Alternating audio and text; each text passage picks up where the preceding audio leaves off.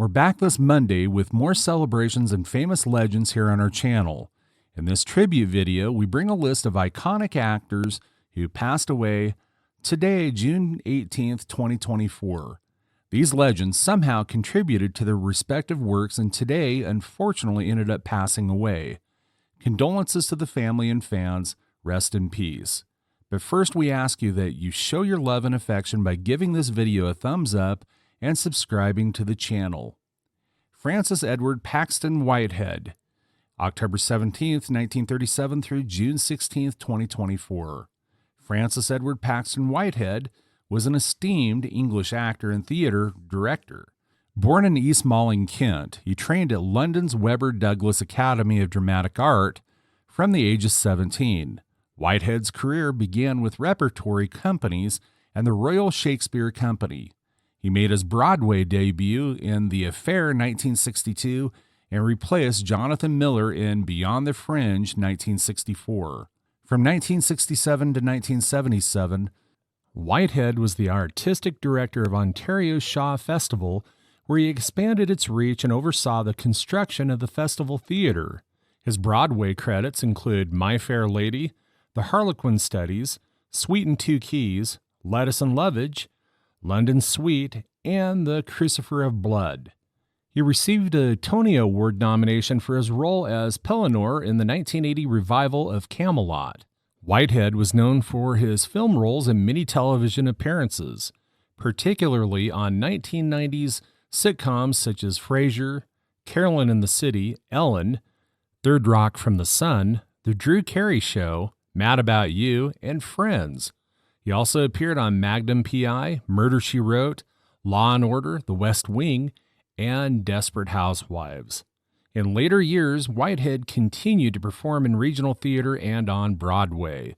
He appeared in Relatively Speaking at the Westport Country Playhouse in 2007 and in The Importance of Being Earnest on Broadway from 2010 to 2011. He portrayed George Bernard Shaw in Bernard and Boycie, A Most Unlikely Friendship in 2011. Whitehead was an associate artist of the Old Globe Theater in San Diego. His first marriage to Patricia Gage ended in divorce in 1986, and his second marriage to Catherine Robinson lasted until her death in 2009. He had two children. Paxton Whitehead spent his final years in Arlington County, Virginia. He passed away on June 16, 2024, at the age of 85 due to complications from a fall. His legacy in theater and television remains significant, remembered for his distinctive performances and contributions to the arts. Al Cresta, August 23, 1951 through June 15, 2024. Al Cresta was an influential American Catholic broadcaster, journalist, and author.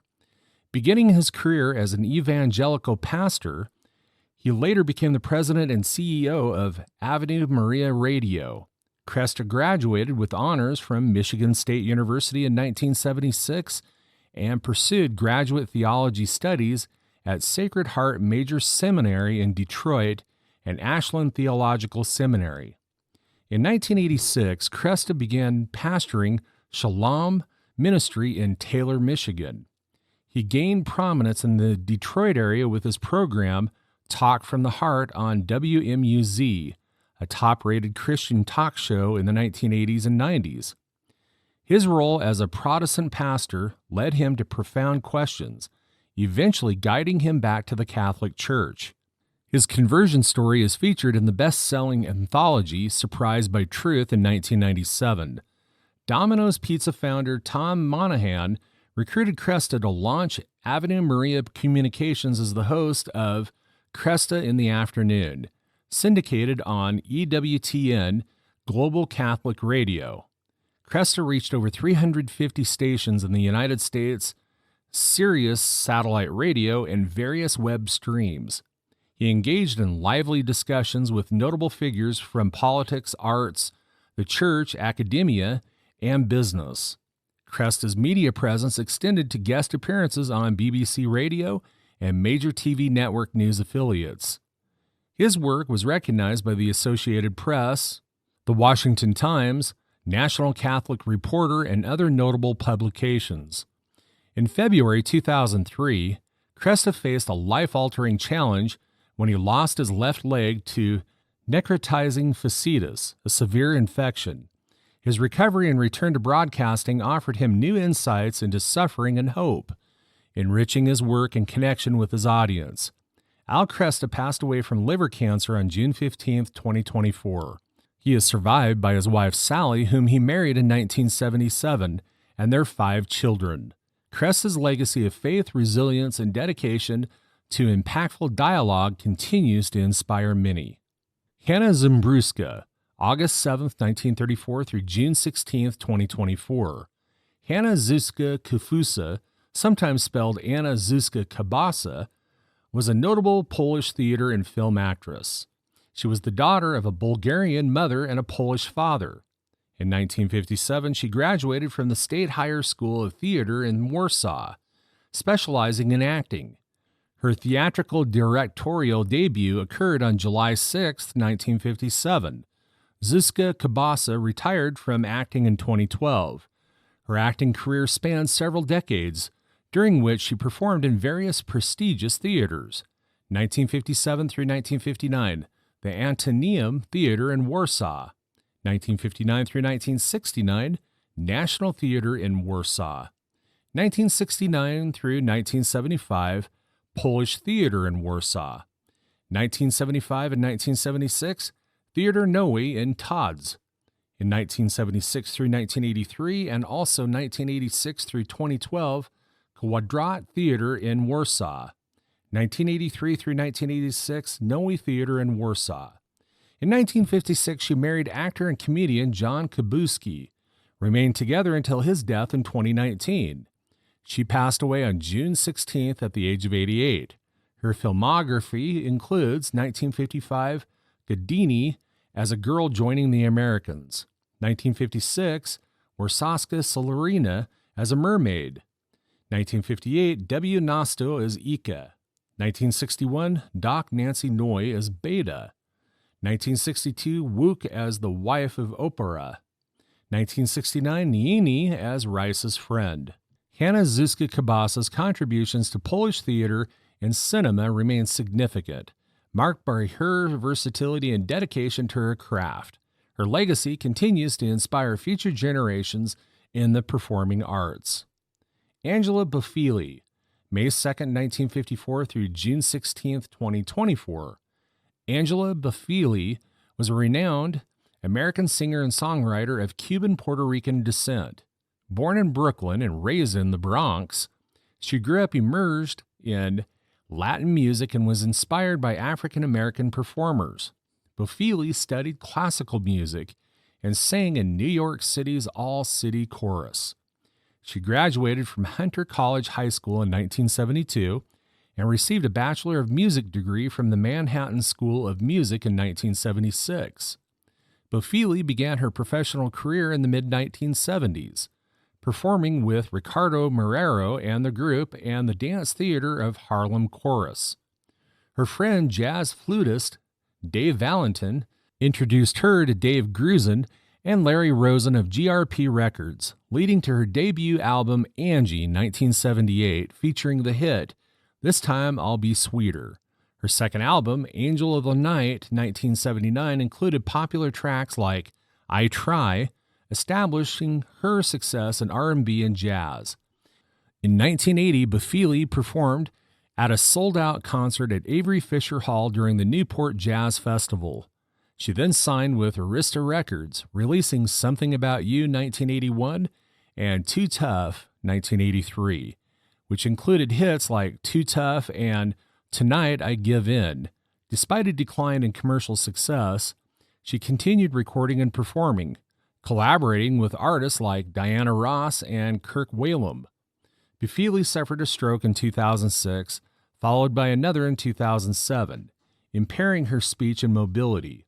She returned to the stage with the Angela Bofili Experience, sharing her life and music through narration and guest performances. In 2023, she was inducted into the Women Songwriters Hall of Fame. Bofili was married to country music artist Rick Vincent from 1984 to 1994, and they had a daughter, Shauna. Angela Bofili passed away on June 16, 2024, at her daughter's home in Vallejo, California at the age of 70. Her pioneering of contributions to R&B and jazz continue to inspire new generations. Tom Selleck's health. Addressing those arthritis rumors, and more recent tabloid reports claim Blue Bloods star Tom Selleck suffers from debilitating arthritis pain.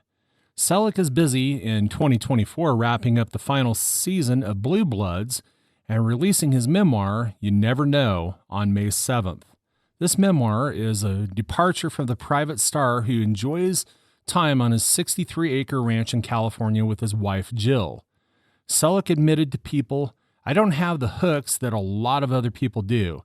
I didn't rehab myself or have this tragic life. I had my own share of ups and downs, but I've been very fortunate." Fans are curious about Selleck's health, which has been a topic of tabloid reports.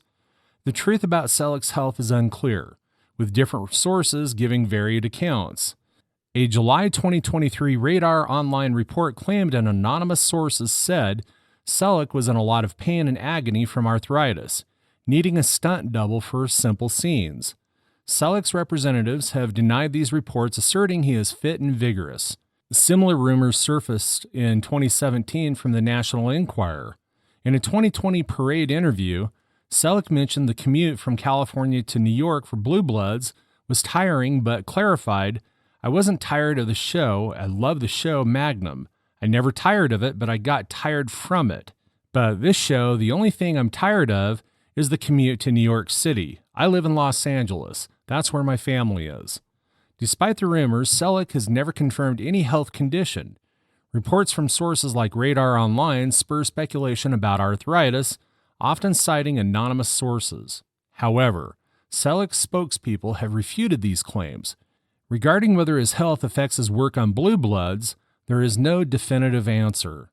Selleck has starred as Frank Reagan for all 14 seasons, while tabloids report he uses a body double due to arthritis.